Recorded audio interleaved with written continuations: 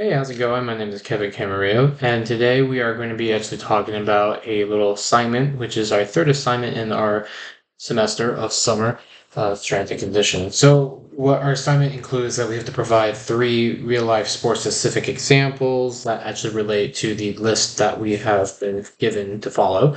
So, with that said, our list follows is going with low speed strength, high speed strength, and muscular power. Um, anaerobic capacity, aerobic capacity, muscular endurance, agility, speed, balance, and with these subclasses of different exercises, and more importantly, excuse me, more importantly, the performance value or variables, excuse me, this will actually show exactly what kind of exercise slash sport related things that involve with these categories. So we're going to begin with our first example. However, before we begin, we have three different things that we're going to be talking about while we are going to proceed with this assignment. It includes three different subjects. So basically, you're going to talk about the sport related activity that is happening, such as mostly like, any type of football, basketball, anything like that. And you're going to explain what the specific is about that. Like, for example, we're going to get a little bit into it, which is going to be your dunking ability in basketball, and then you just have to understand like it requires like muscle components, and particularly like your forearms, your leg muscles, such as your hamstring, to actually help you lift up from the ground and to perform a dunk. But after we explain it, we're going to have two different. The two last things are going to be your test protocols and your Z score calculations. So your test protocols is basically a specific standard test that can help you actually figure out the maximum output of an athlete's performance level. But with the Z score, it's a little interesting to explain, but for people who don't know it, the Z score is like a calculation to standardize performance data, helping people make easier efforts of finding different test outcomes. So, like for example, would be an athlete's VO2 max is significantly higher than the population mean. Their Z score is positive and greater than 1, indicating above average aerobic capacity. Conversely, mostly when it comes to negative Z score, indicating a below average performance. So, basically meaning in other terms such as this one, we're not going to be using specific numbers since we don't have specific numbers. We're just trying to actually kind of elaborate on the example slash calculation that we could do when it comes to this kind of situation.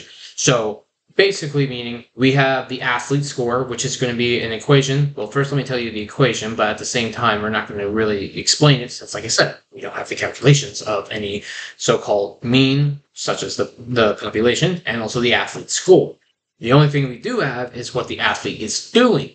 So when it comes to that, it will be Z, which is represented as Z score, equals X minus mean over standard deviation population. So standard deviation is a huge calculation of finding out different population data. Then you actually have the mean, where mostly you have the amount of people in the population, but their scores in general together. And then when it comes to the athlete score, you have the performance method of that particular athlete and what they scored individually compared to the population, and also the standard deviation score. So let's begin with the first one. Excuse me. So the first one would be low speed strength. So low speed strengths are the three different exercises we're going to be doing. It's going to be powerlifting, shot put, and also rugby, but scrum. So I'll elaborate more when we get there. So basically, when it comes to powerlifting first, so powerlifting involves low speed strength. It's critical for athletes to perform maximum lifts in the squat, bench press, deadlift, and so on and so forth. But they are slow with controlled movements that actually helps them maximize their force when it comes to this exercise specifically. So the test protocol would be 1 repetition maximum, test for a squat, bench press, or deadlift. So basically, it goes for short terms, 1 RM. So 1 repetition maximum, meaning that you are doing the most or like the best possible weight that you can manage without basically, hurting yourself. But at the same time, you know what your maximum is. And if you try to do maybe like a pound or 5 pounds greater, then you can. It's just basically saying that this is the max you can do. So the one repetition maximum is going to show exactly how much of your rep you can do just by itself. So now in the Z score, you compare the athlete's one repetition maximum. I guess some water. Talking a lot. Excuse me. So with the Z-score calculation, you actually compare the athlete's 1RM score to the average 1RM score in the population. Since you got the Z-score equals athlete score minus mean over standard deviation population. And that's where X is the athlete score, mean is the score, as I mentioned. And then, of course, standard deviation is going to be represented as a more in-depth calculation. So in terms of saying it, like I said, it would be Z equals X minus mean over divided by standard deviation. Now you have the shot put. So basically, the shot put would be the athlete needs to exert maximum force in a short period of time to propel the shot as far as possible. So no matter what, it's going to give the opportunity to see exactly how much force this person is putting into the effort of actually throwing the metal ball. Excuse me. The metal ball on their shoulder to see how far they can launch it using different kind of horizontal velocity, angle, and helping the athlete understand, and more importantly, the people who are doing the tests kind of see who has the best output of the shot. So the test protocol, it's pretty simple in my opinion. It would just be maximum shot put distance because that would be the most accurate way. Sure, we could probably do who can have the heaviest ball, who could throw the heaviest ball, but in reality, people have in their weight. I'm not too sure exactly how a shot put is weight, like I guess like calculated in like how heavy the ball is, but I'm sure that no matter what, it is one particular ball that the athletes use, and to keep it fair, they just have to make sure they understand that the main goal is to just launch it as far as they can. So with the Z-score calculation, it would be using the shot put distance to calculate the Z-score comparing to the athlete's distance to the average distances. So, as I mentioned, Z-score equals mean minus mean over the standard deviation. So it kind of gives you the best outcome of that Z-score, and more importantly, giving you the best seeing how good they are if they are good in the positive or they're bad in the negative compared to other competitors' average scores. So lastly, we do have the rugby scrum. So basically, scrum, I try to look at it's basically when players need to push against the opposing teams with maximum force. So to put like a general idea picture of it, I'm not too much of a rugby player, so I mean scrum is probably the closest I can get to. Basically, it means that there's a moment where there's two teams piling up on one another like this, and you got two individual players or one individual player. I'm not really sure how it works, like for those rules specifically, but basically the ball, like let's say this is the ball, the other player is the one who I guess has authority of getting the ball. They pull the ball this way on the other side of the teammate underneath the teammate's leg, so then another player can go and pick up the ball and proceed playing the game. So the reason why I put this on here is because, like I said, it's critical for scrums where players need to push against the opposing team player to make sure that you use maximum force effort. There's like no break in the or penetration in the whole counter or offense of the whole scrimmage itself. So obviously, I feel like knowing the fact of how many players have used this opportunity, I would say it would be the best one would be 1RM squat or bench press, because you're having a lot of force you're pushing, and more importantly, you're pushing off of your feet, indicating that you're using force in your legs / hamstrings and your triceps, not triceps, the quads. And more importantly, it's just going to be a huge comparison to actually say something else when it's a pretty good example, in my opinion. So, as I said, the test score is a one maximum squat or bench press, but the Z-score calculation will be comparing the one maximum score to the average score of the rugby players. That means everyone on their team. So it's basically you, the team, all together calculated, but the calculation is equal to you to see that Z-score is going to be a negative or a positive. So the next one we're going to do is a high-speed strength and muscular power. So when it comes to this, we're going to have 3 different exercises as we did. So we're going to continue doing this until we are finished. So 3 exercises we are working with is the Olympic weightlifting, basketball, specifically kicking, and then soccer, specifically kicking power. So let's begin with the Olympic weightlifting. So basically, the Olympic weightlifting means that you are using a snatch and clean and a jerk, of course, to lift the required explosive power of your legs and your whole, basically your general body to keep stabilization and more importantly, upper body strength and lower back strength to lift the weights quickly. So it's a very kind of like a two-part procedure where you have to clean it. 2, you have to clean it and jerk and snatch. However, you have to lift up to make sure that you succeed and secure that lift. But when it comes to the test protocol and the Z-score calculations, as should be, in my opinion, it's your maximum that you can do in that whole situation of Olympic weightlifting in that one motion, snatch, clean, and jerk. Basically, snatching it, quickly almost really ready to go, and you're snatching and you're jerking it. But more importantly, you're lifting up slowly, mostly slowly, and raising above your head to show everyone that you are able to actually stabilize and lift this weight capable enough to probably hurt someone who is below their weight class. But at the same time, you are able to lift that maximum effort. Z-score, same thing. Uses the athlete result comparison to the average results, indicating that you can find the best results when it comes to different type of positive outcomes when it comes to seeing the maximum effort put into an individual score. And then you have the population / the team scores, combining all 3 of those to get the best outcome of your score and actually seeing if it's in positive or negative. The next one would be, like I said, your basketball dunking. So basically, this is like a high-speed strength and essential for jumping high enough to dunk. So a lot of stuff comes into this. More importantly, speed, velocity, and vertical jump.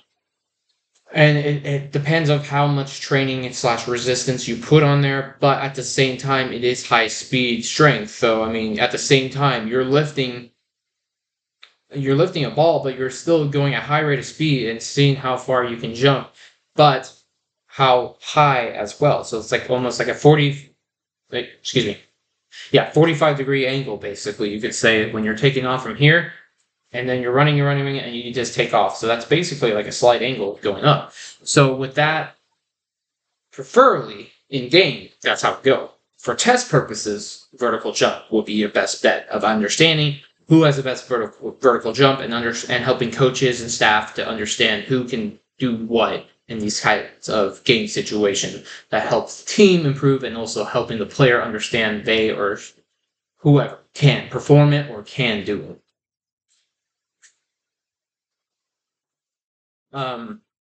With this, it would actually include the Z-score as comparison. The calculation will compare the vertical jump of height to the average height. So mostly, it's not really comparing like the people itself. It's actually comparing, yes, the individuals, but it's comparing their stats. It's not comparing just like how far they go. It's their stats. And now we're talking about jumping capability of reaching different kind of meters. Like probably like I guess the best. Sorry, I got a little eyelash in my eye.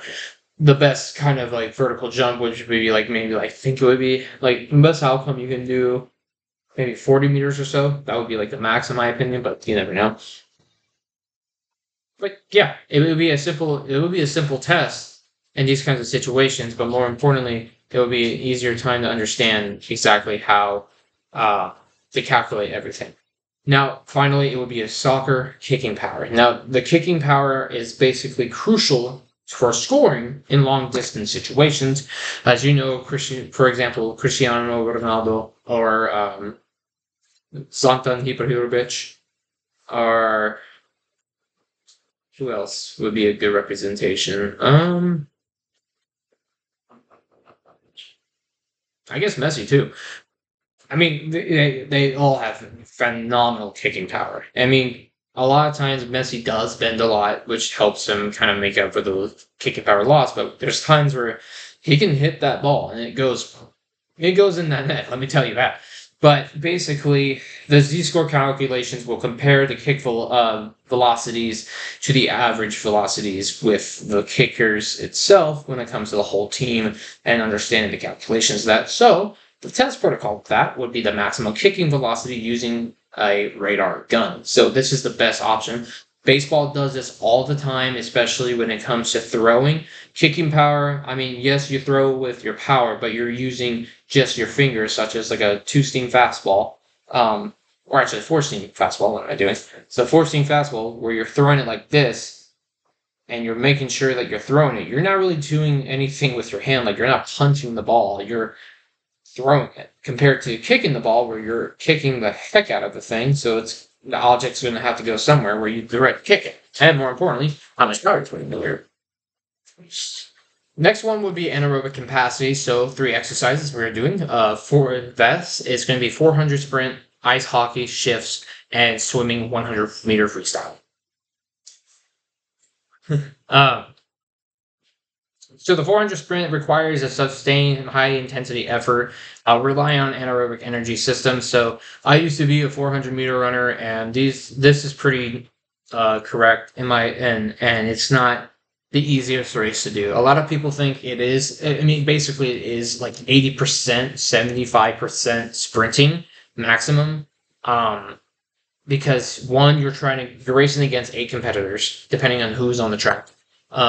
2, you're still having to be saving energy as you proceed with the first 100, the second 100, the third 100, and then finally that fourth 100. And with that said, it's hard to understand how much capacity you use and how much energy you can still conserve with having a good positioning. In my opinion, and I have run these things, the real race begins once you hit that 200-meter mark, because you hit the 100-meter mark, yes, you're going to have that last 100 meters, but 200 meters is when you kind of find that distance, you find that gap, whatever you want to say, and it gets you where you need to go.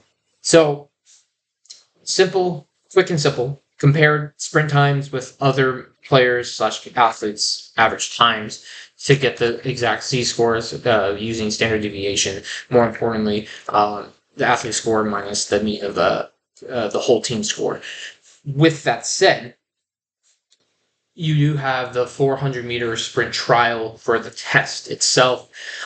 There's no really other way to say it. You can't just say, like, I mean, you could put someone on a treadmill and see how fast they can run in 50 seconds, but you can't do that, or like how much they can cover in 50 seconds, because treadmills have a different type of way of calculating and tracking it. So it's easier just to do it on the track itself, timing the sprinters from the block all the way to where they begin. Now, it doesn't matter where they start on the line for 1 through 8. It's the same length. It's the same length. If you're on 8 and you're farther ahead, you're still the same length as the guy who's at number 1. He might be last, but when you hit that 200-meter mark, you're gonna see that people are not far from you. So the next one would be ice hockey shifts. So basically, it's when a player performs intensive shifts requiring high anaerobic capacity. So I was looking at this as the best example to kind of like knowing the fact that hockey goes back and forth consistently, knowing that one player hits a hockey puck, it can hit off the wall, go on the other side, and people are rushing back and forth to get to that part of the ice where you're just shifting and you're going left, you're going right, even though that was the wrong way, but still, you get what I mean. So with that, I would have to say that this basically the use of power output is the best test compared to the other athletes' power. So I guess like in a term, the best I can describe is how fast can a player come out of that shift when they shift and how fast they can go. So with that said, the test will be Wingate anaerobic test. And I think that would be the best outcome when it comes to that opportunity. Finally, you have the swimming 100-meter freestyle. So it's a short, intense event requiring anaerobic training. So 50 meters forward, 50 meters back, that's 100 meters. Now, compared to other swim times, I think you should already know that would be the Z score. I mean, it's basically simple enough when it comes to these type of situations. The Z score is going to just want to average out how your performance score, Z score, is going to be better than the other performers and seeing if they're negative or positive. And you have a positive increase, you're better than these guys. You're a negative increase, you're lower than these guys. And the best way to testing that would be a regular 100-meter freestyle. I think just going straight. Um, if you're in a river and there's like a straight river, you have to go against upstreams, downstreams, and that can throw off time and that can make an athlete confused. More importantly, it's not their natural habitat in a way where it's like they're used to swimming 50 meters, then doing a front flip, bouncing off that wall, and getting going to the next side. So aerobic capacity is next. So we got marathon training, cycling, and rowing. But rowing is going to be 2,000 meters, and cycling, we're going to basically put in a Tour de France stage. How about that? So marathon running easily is one of the most highly aerobic capacity sports there is, because you have high anaerobic capacity for sustained endurance that basically requires you to know how to run at a specific pace for a specific amount of time. Now, the best one I think would be a VO2 max test to kind of identify exactly how much output and input you're putting into your body, understanding how much your body can take without having the feeling of stopping, more importantly, the feeling of stopping in your run. So when it comes to comparing the VO2 max to the average values, that's going to be a whole different ballgame, because that's still, you can't just run a marathon and think that that's going to be the best test, and more importantly, get the calculations. No, you just do a VO2 max test, which actually identifies the different outcomes of athletes, how they respond to different distances, more importantly, a certain distance where this other athlete has a positive effect compared to the athlete who stays in the middle, or an athlete who slightly decreases to a negative. So the next one would be, like I said, the Tour de France cycling. So high aerobic capacity is essential for endurance over long stages, knowing the fact that I think, I haven't watched Tour de France in a long time. I remember, I think it's every day. Every day is a new stage. And the VO2 max test would be the best one. I mean, mostly when it comes to like a stationary bike, in a stationary bike that allows a biker to have his own bike that he can use, where they can place it on this little machine that has like metal rolling pins that you, like, for example, this is this is like the rolling pins, and you place the bike's wheel like around these rolling pins, because when they pedal, it's still making them go, and then as they're inside of a building or outside a building, it basically helps it. But if it's outside, preferably just do the test out there. But at the same time, if the VO2 max is all that's going to change the difference, because they're messing with high altitudes, but more importantly, it's helping others to identify what their speciality is. Hence why a lot of times when you watch the Tour de France, there's different colored jerseys, especially the polka dot jersey, which is basically your mountain climber, best mountain climber in the whole Tour de France. That's a guy who knows how to control his VO2 max. More importantly, how to conquer these hills, basically beating everyone by a landslide. And then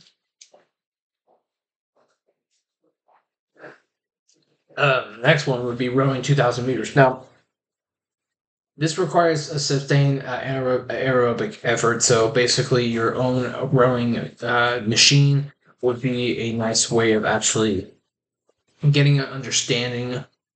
Excuse me, or the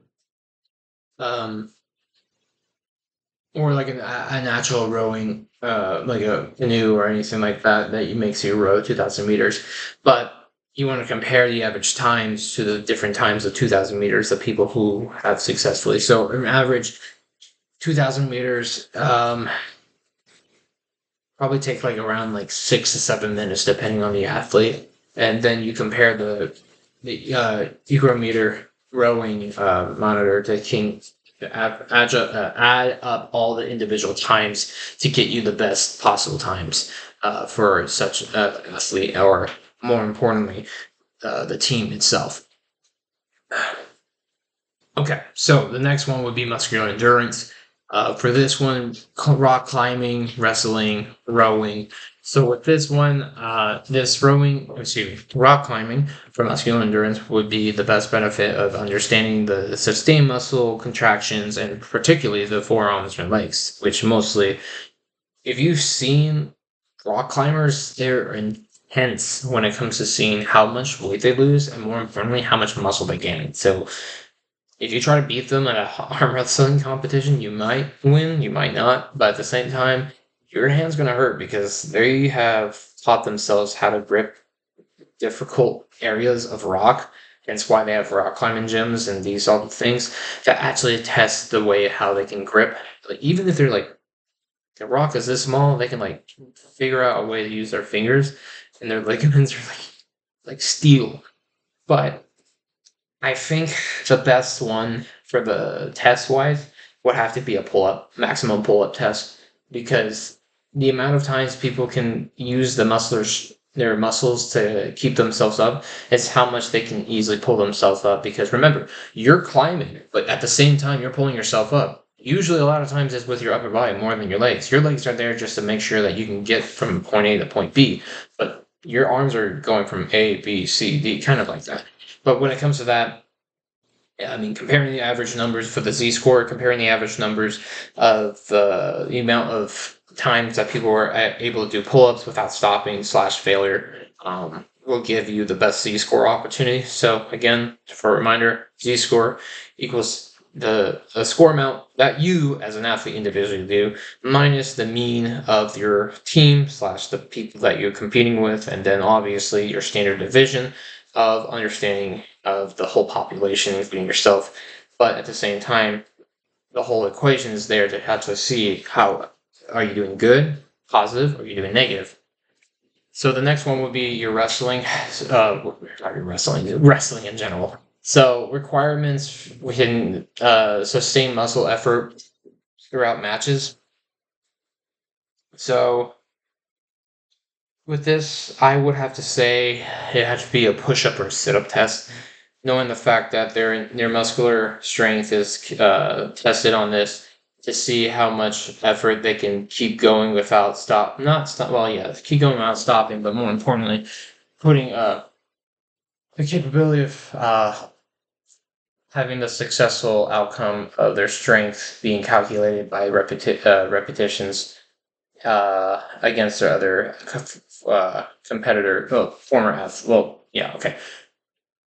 How many reps they are able to do against their other fellow athletes.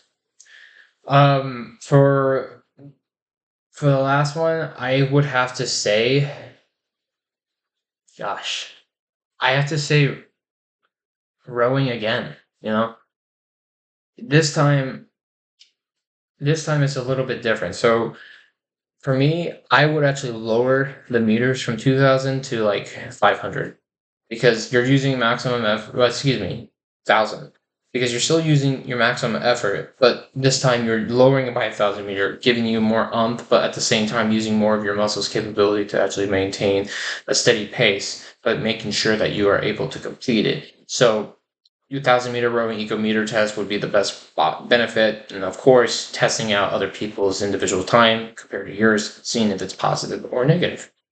So, lastly, I think we have. Let's see. Okay, yeah.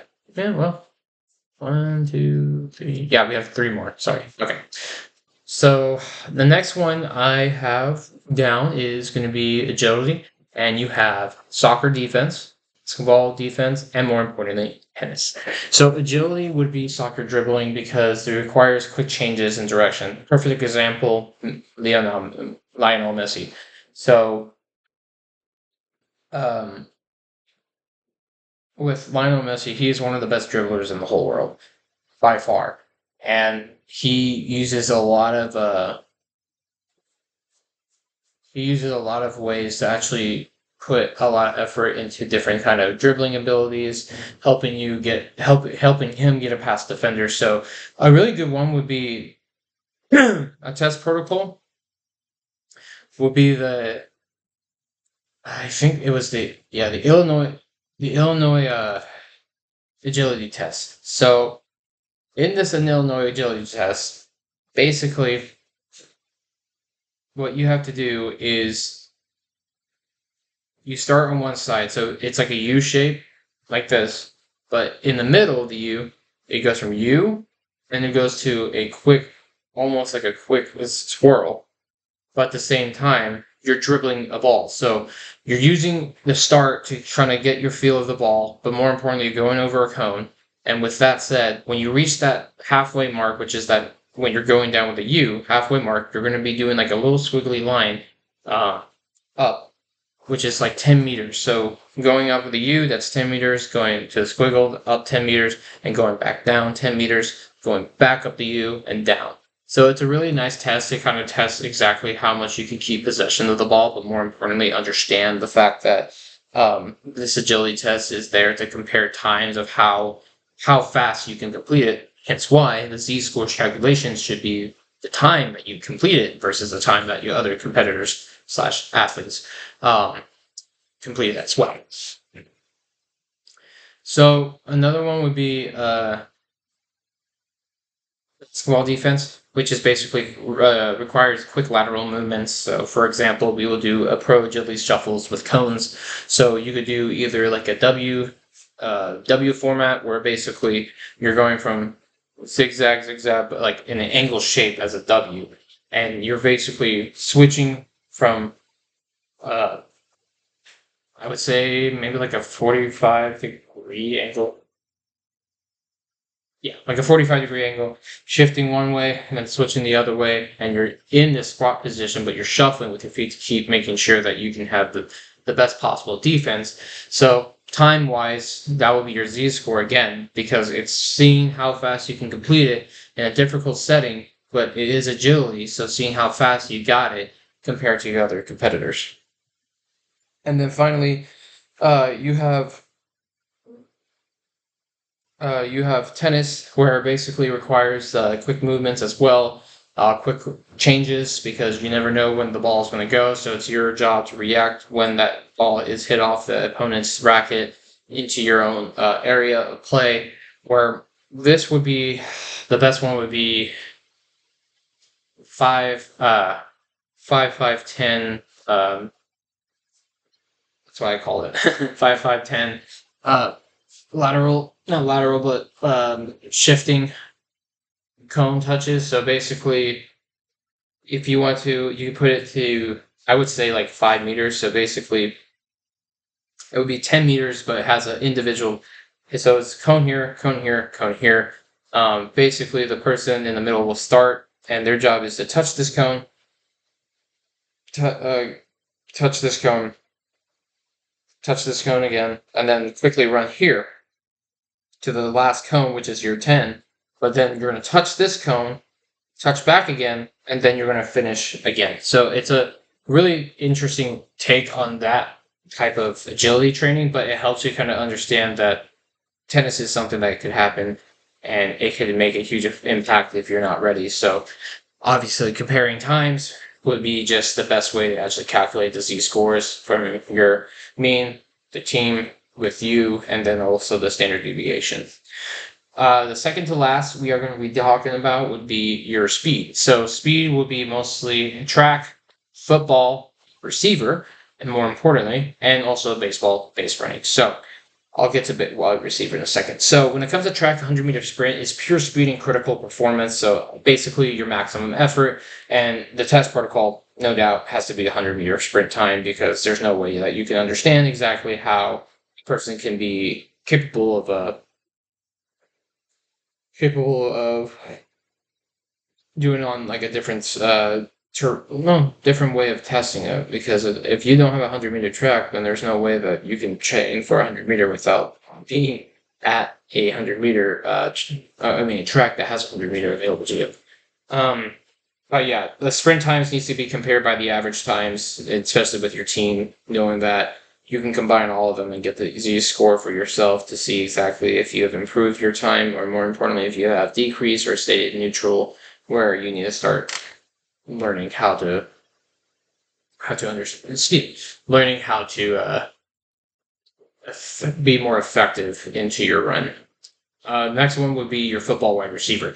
Now, speed is very crucial for this position because it's outrunning defenders. More importantly, different routes, different angles, but more, it's always trying to get off of a defensive position called a safety, where they are the or a cornerback to be exact. They're the ones who are defending you, and your job is to get away from them as fast as possible, almost like a game of tag. But this time, this tag is basically how far can you run when the ball or the quarterback says go or hut, however his signal is to proceed with the play. But the test protocol would be the 40-yard dash. NFL Combine does this all the time to see how fast a person can get out of their stance in a matter of seconds. Xavier Worthy, I believe I think it's 4.21. He is a Hook'em Horn player. He broke the record, and he is now the number one 40-yard dash uh, combine record holder. So this compares all of the different 40-yard dash times, such as players who are ranked from their offensive line, defensive line, defensive safeties, cornerbacks, any kind of position. But more importantly, the wide receiver is more looked at because they want to see how fast of a player people can get off their line. If they can just run like a straight route and see how fast they can beat their cornerbacks or safeties, so the quarterback can actually have a better chance of throwing the ball per receiver. For baseball, it would be base running, so it's going to be a 60-yard sprint since that is what the whole baseball field is laid out as a professional. So this is essential for just kind of stealing bases because it's better just to stand on one, like say first base, and you have to actually take the moment to learn how you can actually train yourself to reach the second base without any issues. So easy would be a 60-yard sprint time just to see exactly how fast you can get from first to second without any problems. And knowing that this compares the times and average times of your teammates, that C-Score can compare and calculate the best possible outcome. So if you get a hit, the coach would know that you are the best person that they could recommend uh, stealing bases without having to worry about anything when it comes to like your capability. So finally, we have balance and stability. So stability and balance are two key important factors for the body to understand movement. All these different type of listings I have just said requires balance and stability. But how do we test that, and how do we see it in a sports related setting? Three prime examples: gymnastics, balance beam, surfing, and yoga. Now, yoga is not a sport. Well, yeah, it is a sport in some people's eyes, but this is a way of actually helping sport athletes be the best possible and helping them reach their potential because it actually helps them relax, helps them stretch, and also helps them have zero restrictions when it comes to muscle length or extending ability when it comes to their legs specifically. So when it comes to gymnastics, balance beam requires you to have an exceptional balance and stability to stay on this beam. So the balance beam test is your standardized gymnastics test to see exactly how much of the how much effort and capability you are able to perform without actually having any errors. So I'm not too sure how the Z-score can work with this one. I tried my best to kind of figure it out, but the only thing I can say is if you were going through a whole gymnastics routine, I would say compare the scores of the gymnastics capability or tricks or moves that they perform without any errors and see how they do. And with that said, once they complete it, then that would be their average score. So I guess it's like a 1 through 8 type of thing with point something. Um, I'm not too familiar with how gymnastics is work, but that's the best opportunity. That's the best outcome I can think of. Second one would be surfing. Requires balance, straight up. You're going on a wobbly board in the unexpected ocean. Anything could happen. So it's your job to understand to keep your feet planted at all times, but more importantly, to actually work on your stabilization. More importantly, your core itself to help you actually maintain that posture when you're going into any like I guess wave tunnel, if that's what it's called. Um, a good test would be your balance test on the wobbly board. So a lot of times people will have like different kind of uh like indoor surfing that actually has just like a specific like surfing itself like in the kind of setting, but they do throw like some unpredictable waves at you that help you kind of balance and see how you do. Now, the longer you stay on, the longer you actually have the capability of being the best surfer you can be compared to other different surfers in competition wise or training wise. So that would be your Z score calculation, where just you're identifying your calculation of your own self and you're calculating other people's individual scores to get the best outcome of the scores to see how much you do positively and negatively. Finally, it's yoga. Why yoga? It requires balance in various poses. A lot of NFL players, a lot of basketball players do yoga, but they don't understand how important yoga is. And they don't understand that there's also tests that come with it, yoga. So a standing stroke test would be a perfect one. And when it comes to that, it would just be basically on times on like I prefer like I think like holding the position itself because when it comes to the stroke test, I feel like it's all about balance. It's where you have, it's like when you're standing up straight, these are my legs, and okay. You're standing up straight, and one of your knees are like kind of like you're almost like making a four. Let's just say that. Yeah, okay, actually. Okay. So you're doing this. I don't know if you can see my feet, but you're doing this, and you're staying there for a period of time to help you understand how much balance and stabilizing, how much balance and stable you are to produce that much outcome to help you stay in that particular position. And the outcomes can actually be ranging from excellent, good, average, fair, and poor. So it would be seeing how much like seconds or a minute or more that you can average out, which gives you the Z score calculation of seeing how much you do and then compared to your other competitors, team, whoever. So,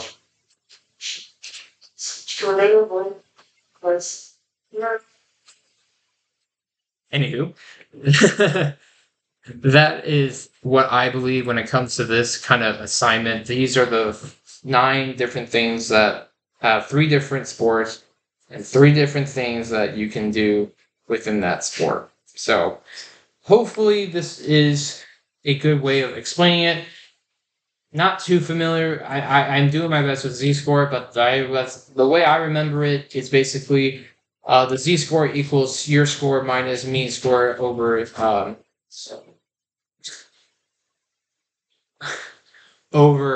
standard deviation. But yeah, uh, enjoyed, and I look forward to seeing this next assignment come up.